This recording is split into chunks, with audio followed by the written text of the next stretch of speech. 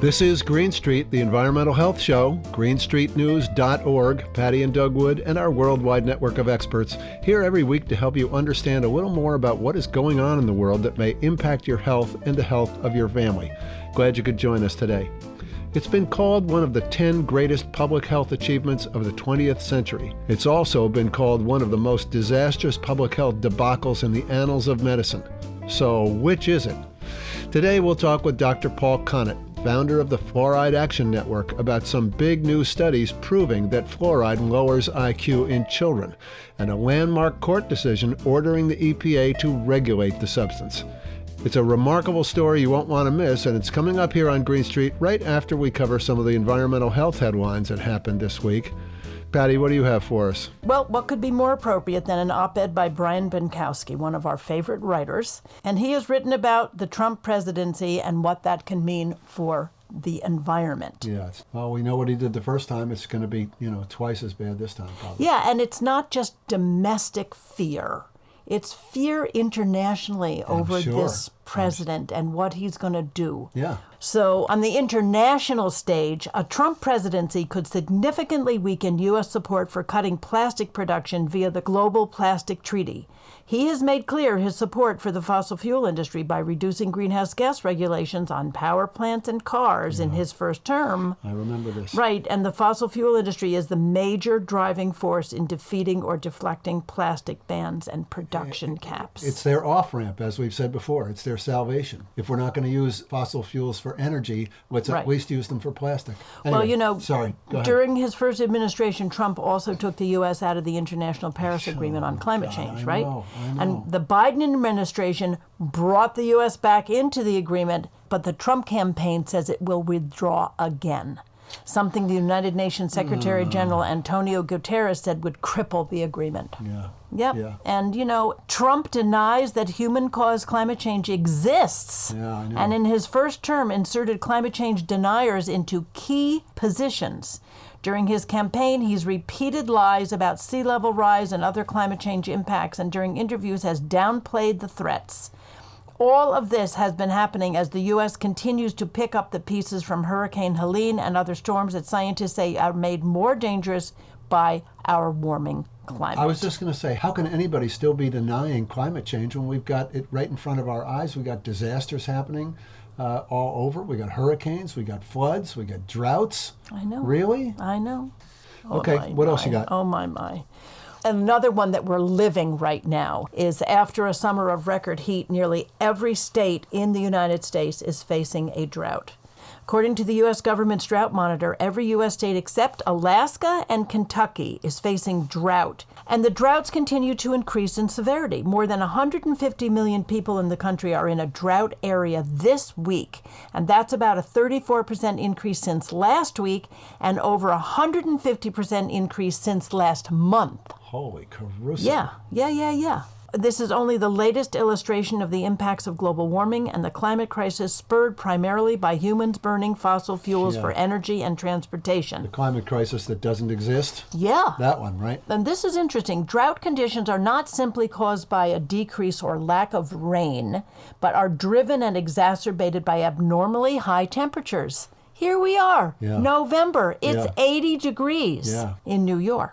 Those high temperatures suck moisture from the atmosphere and the earth. Last month, it was reported that the world's water cycle was out of balance for the first time in human history. Oh, man. Yeah. Trouble ahead. Yeah, droughts can occur even when there is slightly more rain than usual, depending on the frequency of rainfall.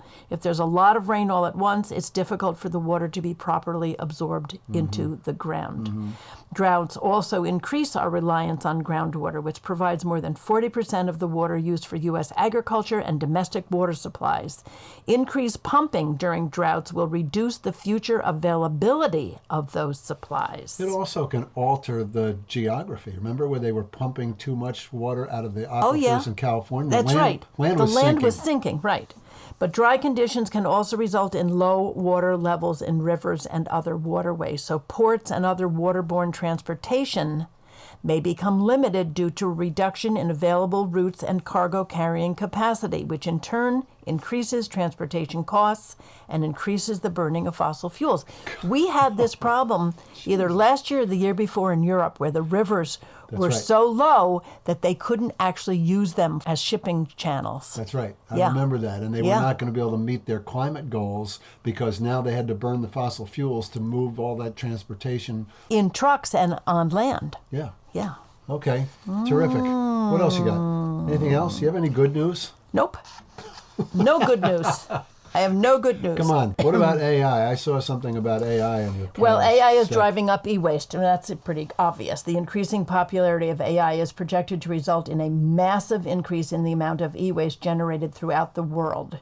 Researchers calculated that e-waste could reach a total of almost 2.5 million tons by 2030, not so far off, which is around 1,000 times more e-waste than was produced last year. 1,000 times more than what was produced last year. So in the 2030. next 6 years or 5 years, because we're Yeah, almost I was through gonna with this say, year, yeah. in the next 5 years, we're going to produce 1,000 times more e-waste than was produced last year in 2023. Just wrap those numbers. Everybody's got to have a new phone, Patty. Everybody's got to have Yeah. a new computer. That's right. Every time an outdated or broken electronic device is thrown away, it's considered e-waste. And this includes computers, smartphones, chargers, wires, electronic cars, toys, and the kind of big server systems required for AI. I want credit for my phone. I've had the same phone for about 10 I years. have a flip phone and I win. Forget your credit. E-waste makes up 70% of the total toxic waste produced around the world each year, yet only 12% of it is recycled. Yeah. And the last thing I have to say is that it's raining forever chemicals in Miami. In other words, it's raining PFAS in Miami. Yep. For more than a year, researchers collected and analyzed 42 rainwater samples across 3 different sites in Miami-Dade County, and a total of 21 perfluoroalkyl and polyfluoroalkyl substances, or PFAS, were detected. While profiles of several PFAS matched back to local sources, others did not. According to the study published in Atmospheric Pollution Research, this suggests that Earth's atmosphere acts as a pathway to transport these chemicals far and wide, contributing to the worldwide pollution problem of PFAS. It's raining PFAS. It's raining PFAS in Miami. It's probably raining PFAS in other places too. I was going to say. But in Miami, they actually where they did studied it. it. Yeah, That's they where did they the did the research. study. Yeah. I'm sure it's raining PFAS everywhere. We used to run outside and catch raindrops in our mouth. In her mouth. Oh, sure. We used to. Oh, It was fun. absolutely. But this is the latest evidence that this synthetic, group of chemicals, over 15,000 of them, right, that have raised health concerns for people and wildlife, and significant health concerns. We're talking about cancer and, and other really life-threatening illnesses. These chemicals, they hitch a ride on the water cycle using the complex system to circulate over incredibly great distances. Yep. Unbelievable. All right. All right, next week I want good news. I'm going to have to search all week. Well, get busy. Thanks, Patty. You're welcome.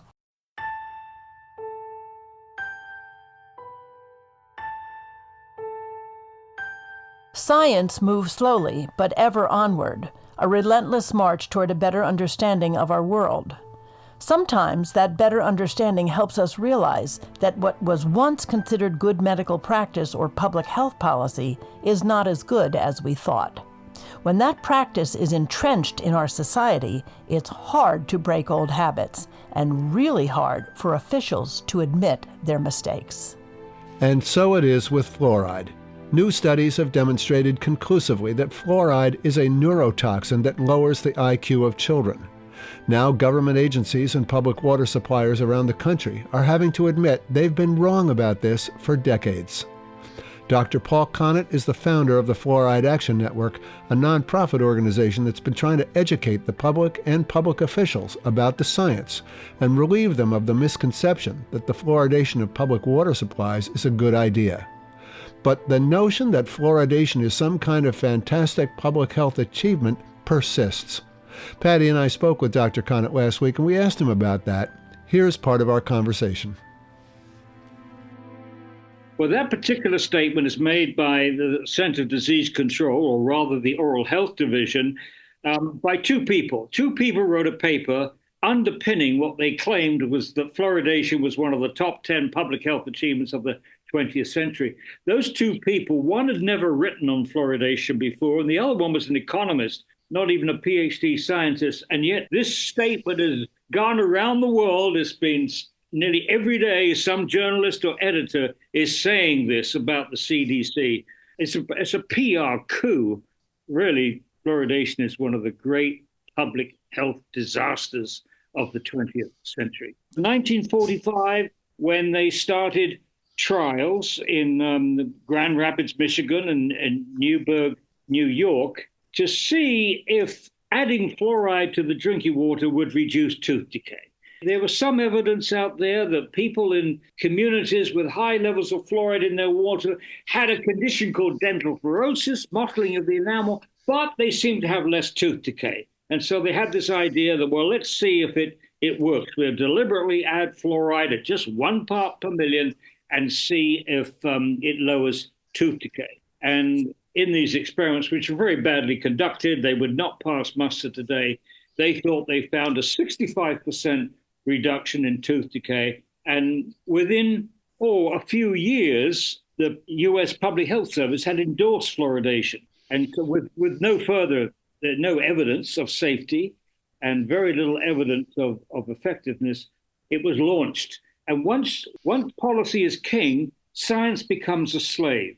And so from more or less the 1950s onwards, it was a question of demonstrating that fluoride was safe, that fluoridation was safe, no longer questioning it, but basically promoting it. And the Center for Disease Control has been promoting it ever since. To me, it's very aggravating that the Center for Disease Control has a whole division, the Oral Health Division, whose primary function is to promote water fluoridation. But they don't have an equal entity at the CDC, which is tracking any possible side effects. And that's the story of the last 70 years. Promotion, but no real research and concern about what harm it was causing, with very little science to suggest otherwise. Was the fertilizer industry involved in promoting this? I can imagine that they were, because they had a toxic substance on their hands that they wanted to get rid of. Early on, it was the aluminum industry that was more involved with. You have advertisements with our aluminium fluoride or sodium fluoride is good for teeth. The aluminum industry certainly felt the benefit. It deflected from the fluoride pollution from their smelters around the country to have a beneficial use for this substance. I mean, fluoride in the 50s was considered to be the number one pollutant of agriculture in the United States. And so anything that deflected from that was a good thing. The phosphate fertilizer industry was just a beneficiary along the way. They produce a lot of waste, a lot of fluoride waste, which they have for a long time just stored in ponds at the top of great mountains of waste. My son and I flew over these things. It's like a moonscape in Florida where you have these settling ponds. Anyway, that liquid in those ponds is very rich in fluoride. The chemical itself is hexafluorosilicic acid, H2SiF6. And believe it or not, that stuff untreated is what is shipped in tanker trucks around the country and then put into our drinking water with a dilution of about, 100, 200,000 to 1 to get it down to 1 part per million.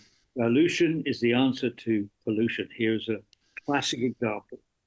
So let me just ask you really quickly, did they ever consider, I mean, I know that they were diluting it to what they thought was a safe level, but did they ever think about regulating how much water people drink, how much because this is a completely uncontrolled and unregulated. This is water.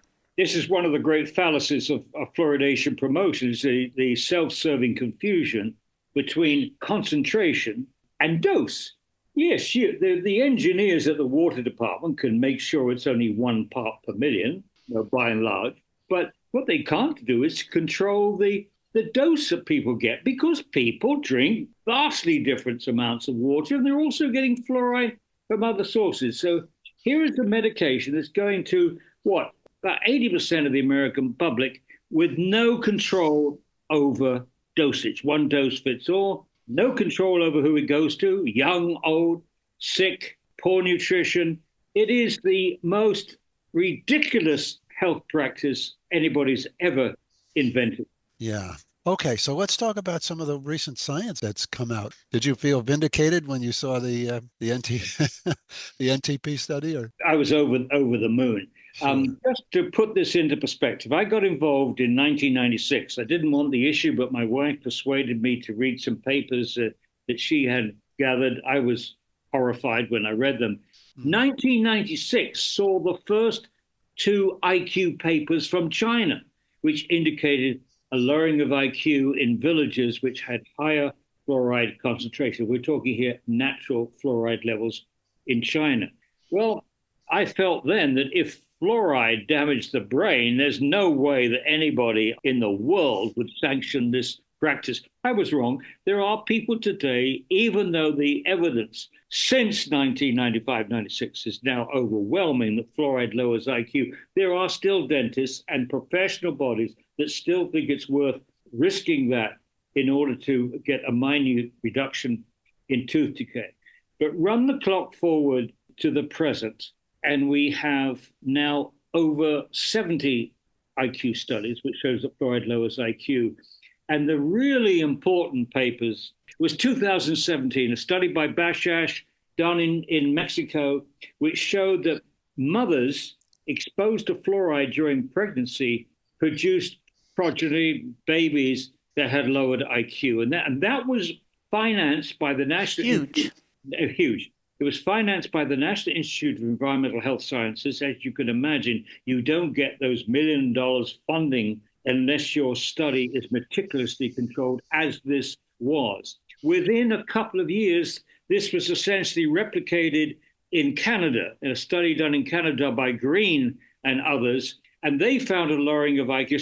Same thing, mothers exposed to fluoride lowered IQ in their babies when they, 5, 6, or 7. And then a couple of years later, in 2020, Till and others from their cohort, it's the same cohort as the Green study, but they looked at the cohort and they looked at babies who were bottle fed using fluoridated water to make up the tap water, all from Canada, and babies who were bottle fed but in non-fluoridated communities. So that was the only difference. Both sets of babies were bottle fed when they were babies. But one set, they used fluoridated tap water. The other set used non-fluoridated tap water. And the difference in IQ was 9 IQ points difference. And it's just difficult how anybody could look at that data and say, oh, well, that's not proved or that's not convincing.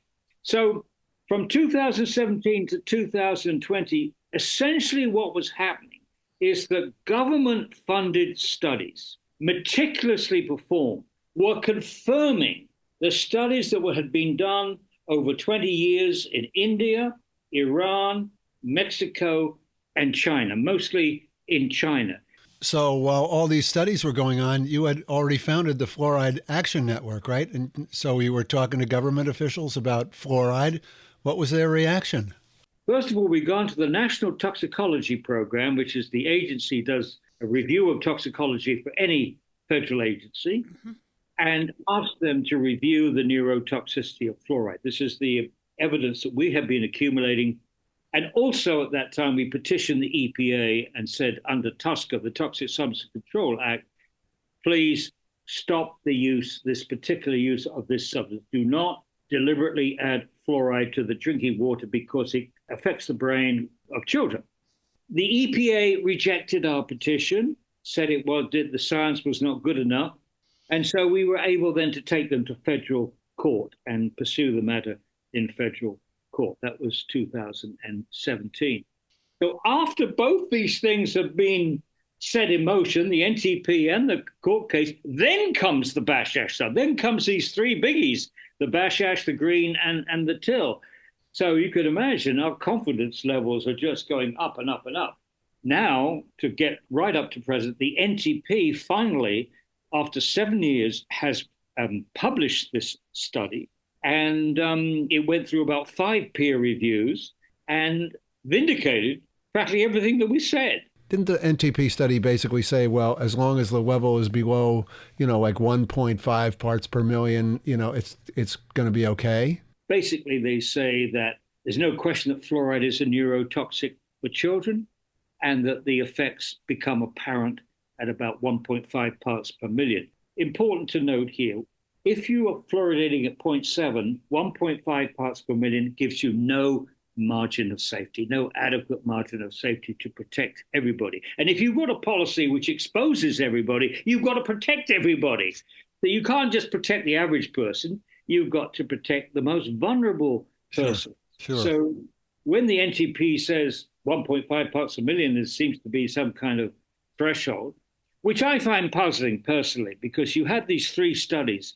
All of those were done in fluoridated communities, or in Mexico's case, at the same levels, which produce the same urine levels of fluoride as you get in a fluoridated community. So this notion of a 1.5 parts per million was floated somewhere along the line, I think is maybe interference from some of the pro-fluoridation agents. Well, September the 25th, Nirvana. Yes, the judge ruled an 80-page ruling. Brilliant. I mean, anybody in any doubt, read the 80 pages. Of course, the other side doesn't read it, doesn't read anything. But if you read the judge's ruling, 80 pages, it's much easier to understand than the NTP review, which is, a lot of jargon in there, a lot of complicated analysis and so on. But, meanwhile, the evidence that fluoride actually lowers tooth decay has gone down the tubes. Down the tubes. There are 2 studies from England, the Lotus study and the Catfish study, both financed by the UK government, both probably put in motion to support England's effort to introduce mandatory fluoridation. These studies found very little. The authors had to admit there was very little evidence that there was a strong benefit. The benefit was very weak, about 2% reduction, very, very small. And finally, the last nail in the coffin of this wretched subject was the Cochrane Review. The Cochrane Review are considered to be the gold standard for reviewing the efficacy of medical practices. And they could, again, found very little benefit from swallowing fluoride. Topical fluoride, yes. Swallowing fluoride, very little scientific evidence. Okay, so now that you're vindicated, now that they have agreed that you're right, that fluoride is a neurotoxic, now what? We have all these fluoridation plants all over the United States and probably in England and other countries too, that are pumping fluoride into the water supply on a regular basis. When do they stop, and who makes them stop? Well, we're doing this to ourselves. There are 13 states in the United States that have mandatory fluoridation. So it's a state policy to fluoridate. And before citizens can stop fluoridating in those states, they've got to lift those states. But right. All the rest of the states, it's all being done by local communities. There is no law which says you have to fluoridate. It's not a federal law. It's only a federal promotion. The CDC promotes it. There's no compulsion. The beauty of the lawsuit is it tells the EPA, you cannot sanction this anymore. You cannot allow the deliberate addition of fluoride. Even if communities want to do it, the EPA should say no, because it's dangerous. It's lowering kids' IQ. So is that actually what's happening now? Is that what's going to happen? Well, what's happening is that I was going to use a naughty word. The Center for Disease Control continues to promote fluoridation. The American Dental Association, the American Medical Association, AMA.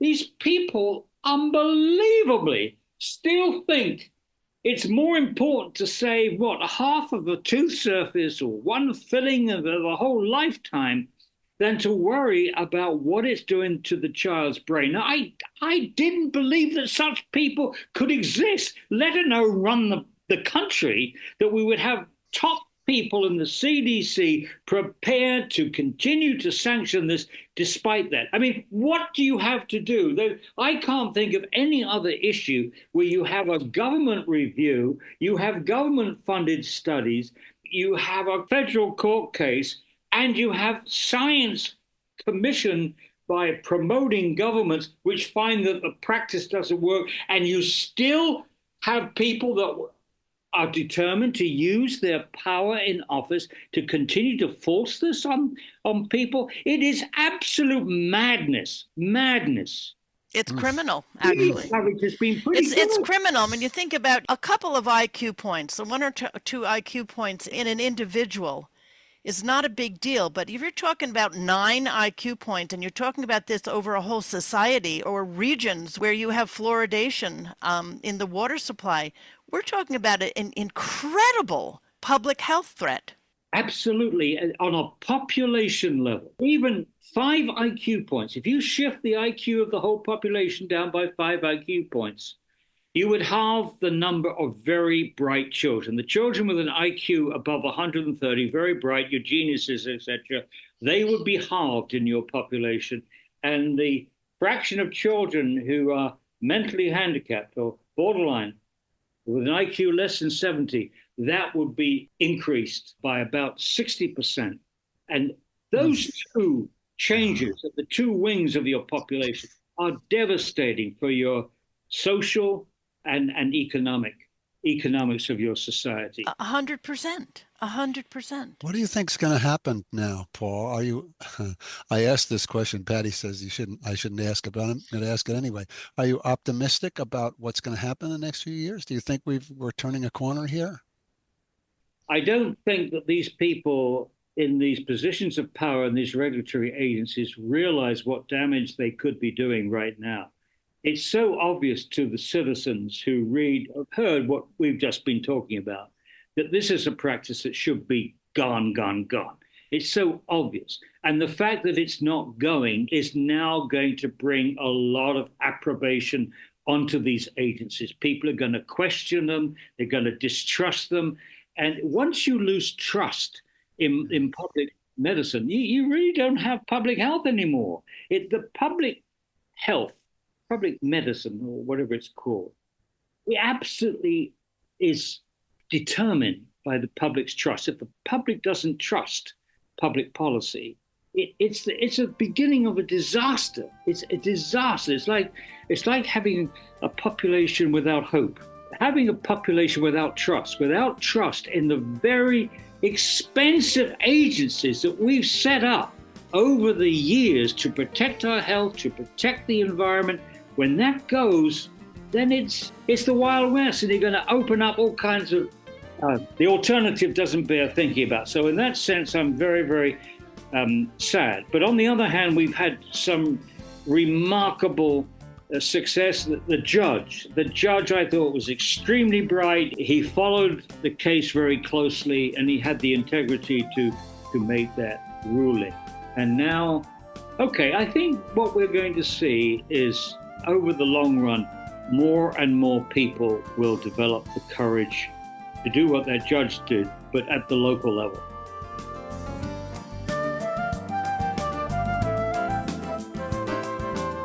Dr. Paul Connett, PhD in chemistry from Dartmouth, founder of the Fluoride Action Network and a crusader to get fluoride out of public water supplies. You can learn more about Dr. Connett's work and all the things we discussed on the show today on our program website, greenstreetnews.org. That's going to do it for this edition of Green Street. Thanks to our guest, Dr. Paul Connett, and all of you who listen to and support this show. I'm Doug Wood. Patty and I will be back next week with another edition of Green Street. Thanks for listening.